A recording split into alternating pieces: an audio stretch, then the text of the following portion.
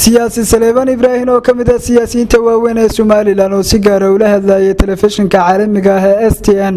ayaa ka hadlay khasaare gaadiid oo maalinimadii shalay ciidan beelad ay waxyeelo ugu geysteen deegaanka Cali Said ee hawdka gobolka Togdheer gaarigii badhasaabka gobolka iyo sidoo kale kii taliyaha qaybta booliska ee gobolka Togdheer waxaanu siyaasigu fariin adag u diray xukuumadda Soomaaliland aad iyo aad ayaan u cambaaraynaa luqadda ugu adag ayaan ku cambaaraynaa waxaanu kale oo ka taxsiyadeynaa gudoomiyaha gobolka iyo taliyaha iyo booliska la rasaasiyay baabuurtoodii la dhaawacay aad baan uga xunnahay beel ahaan waxaanu leenahay arintani maaha wax loo dhanyahay waa dadka yareed kooxda ah meeshii wax ka sameeyay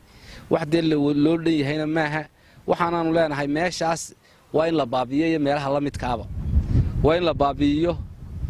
waxaana loo baahan yahay siyaasad xukuumi ah oo arintan waxa weeyaan dhacdo maalin la weeyaan arintan warin soo noqotay in meel la sameeyo amba oo dadna shaqo ka dhacdo waxay u baahan tahay siyaasad xukuumi ah lagu soo afjaro dhismayaasha noocaas oo kala iyo beeraha la sameysanayo ee la oodayo waxa loo baahan yahay sharci adag laga soo saaro waxaana leenahay ciidii dhibta geysatay ee ciidanka u weerartay ee u geysatay dhibaatadana sharciga la horkeeno ayaan taageerinaa anagu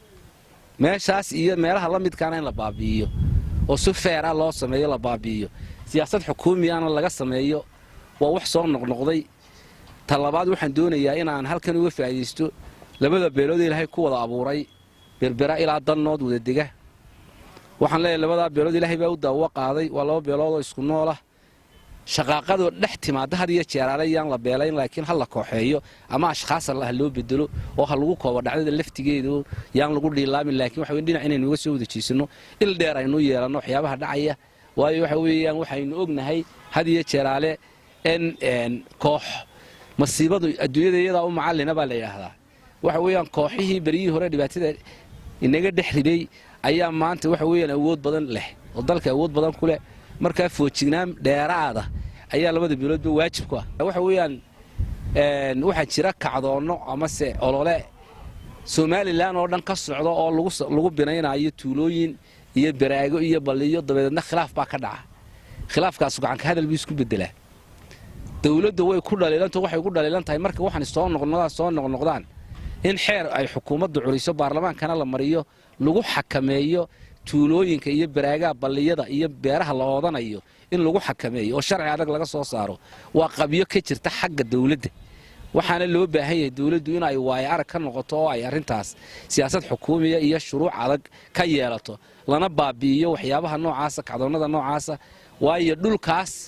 dhulku hadii sidan deegaan ahaan inooguma filna laakiin daaq ahaan dhulka imika tuulooyinka laga dhigaya hadii la degaameeyo inooguma filna laakiin daaq ahaan buu dadka ugu filan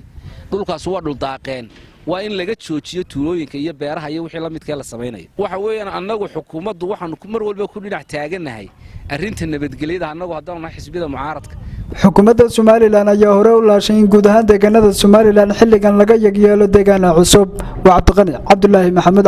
Baafo wararka telefishinka STN magaalada Burco.